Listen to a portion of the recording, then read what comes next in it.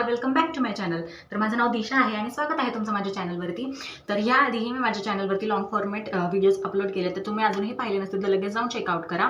आणि मी दररोज आपल्या चॅनलवरती एक शॉर्ट व्हिडिओ अपलोड करते जिथे मी रेसिपी शेअर करते, तर तेही तुम्ही अजूनही पाहिले नसतील तर लगेच जाऊन बघा। तर हा व्हिडिओ असणार आहे शिवजयंतीचा। तर ॲक्च्युली शिवजयंती असते 19 फेब्रुवारीला, पण आज आहे 17 फेब्रुवारी। तर ह्या वर्षी आमच्या सोसायटीमध्ये शिवजयंतीचं खूप मोठं इव्हेंट ऑर्गनाईज केलं गेलं आहे। तर त्यासाठीच आम्हाला मोठी रांगोळी काढायची। तर त्यामुळे मला काकूंचा फोन आला आमच्या सोसायटीतला की तू येशील का रांगोळी काढायला। तर त्यामुळे आम्ही सगळ्या मुलीच मिळून ह्या वर्षी रांगोळी काढणार आहोत। तर ह्या फंक्शनची तयारी आज चालू होती, तर म्हटलं की चला आजपासूनच आपण ब्लॉग चालू करूयात। तर त्यामुळे मी हा ब्लॉग सुरू केला आहे। तर आज आम्ही डिसाईड करणार आहोत की कशी रांगोळी काढायची, काय डिझाईन्स काढायचे आहेत ते सगळं। तर आता मी तिथेच चालली आहे मीटिंगला आणि मी हा ब्लॉग आता 19 तारखेपर्यंत कंटिन्यू करणार आहे। त्यामुळे हा ब्लॉग शेवटपर्यंत पाहत राहा। So without doing further let's get into the video. तर इथे बघा मस्त शिवजयंतीच्या डेकोरेशनची सुरुवात झाली आहे। मांडव टाकला गेला आहे इथे।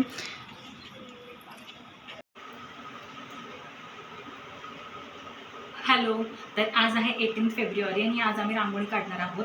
तर काल मी जास्त शूट नाही करू शकले, खाली गेले तेव्हा नाही केलं मी जास्त शूट, कारण थोडंसं आता नवीन ब्लॉग करते तर ऑकवर्ड वाटतं आहे, पण हळूहळू शिकेन मी।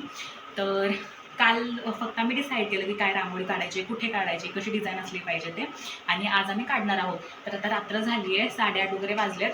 तर आता आम्ही आता स्टार्ट करणार आहोत काढायला। तर बघूयात कसा होतो हा ब्लॉग।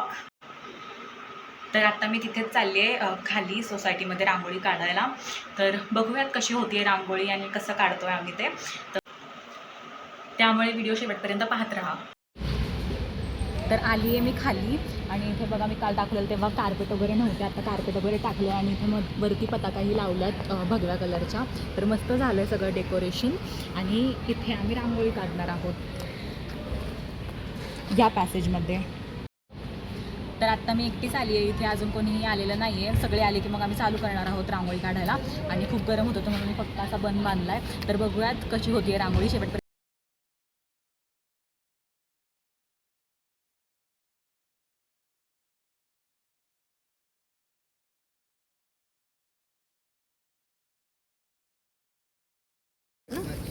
आणि माझा डबा कुठे गेला तो छोटा?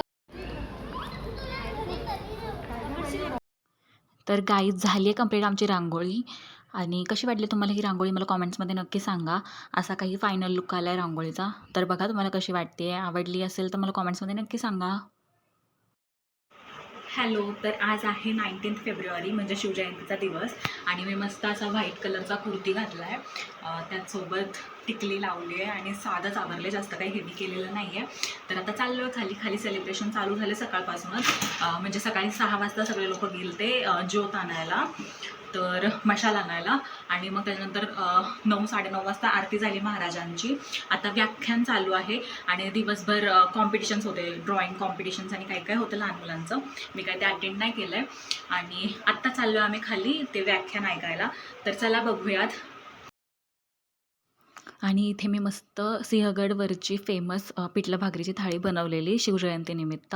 तर ही व्हिडिओ मला शॉर्ट्समध्ये अपलोड करायची होती आपल्या चॅनलवरती, तर तुम्ही अजूनही ही व्हिडिओ पाहिली नसेल शॉर्टमध्ये तर लगेच जाऊन चेकआउट करा, मी लिंक देईनच डिस्क्रिप्शनमध्ये।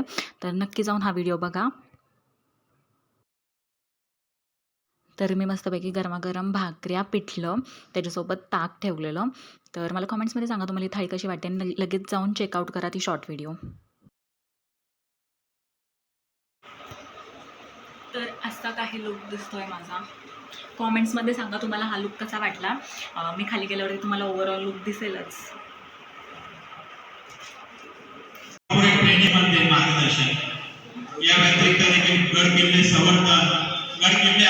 हॅलो गाईज, तर आलोय आम्ही आता खाली। ही आहे परी, ही शाळेत आहे पण माझ्यापेक्षा मोठी दिसते, माझ्यापेक्षा उंच मुलगी। से हाय हाय। तर इथे फंक्शन चालू झालंय बघा। शिवरायांचे विचार आपल्या मनात घेऊन जायचे, तरच आपण बाय। शिवाजी महाराजांच्या जन्माचा आधीचा इतिहास। या महाराष्ट्रावरती यादवांचं राज्य होतं। दौलताबाद, खुलताबाद जे किल्ले आहेत, हे किल्ले त्याला पहिले देवगिरीचे किल्ले म्हणायचे. या देवगिरीच्या किल्ल्यावरनं या यादवांचं राज्य चाललं होतं, ती राजधानी होती. या देवगिरी किल्ल्यावरती या यादवांचा गरुड ध्वज अभिमानाने फडकत होता.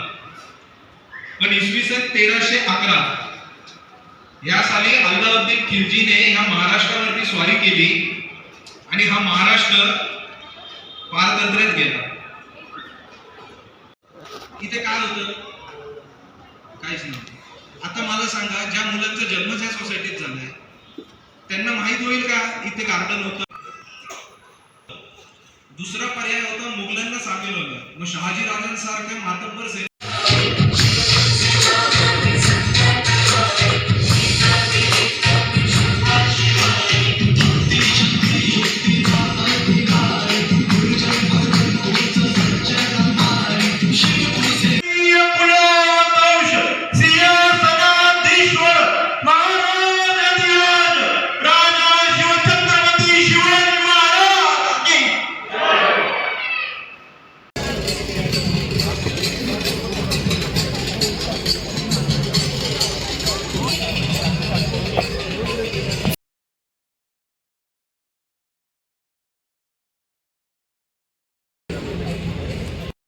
आणि मग दिवसाचा शेवट असा मस्तपैकी गरमागरम व्हेज पुलाव, रायता आणि पायनॅपल शिरा खाऊन केला.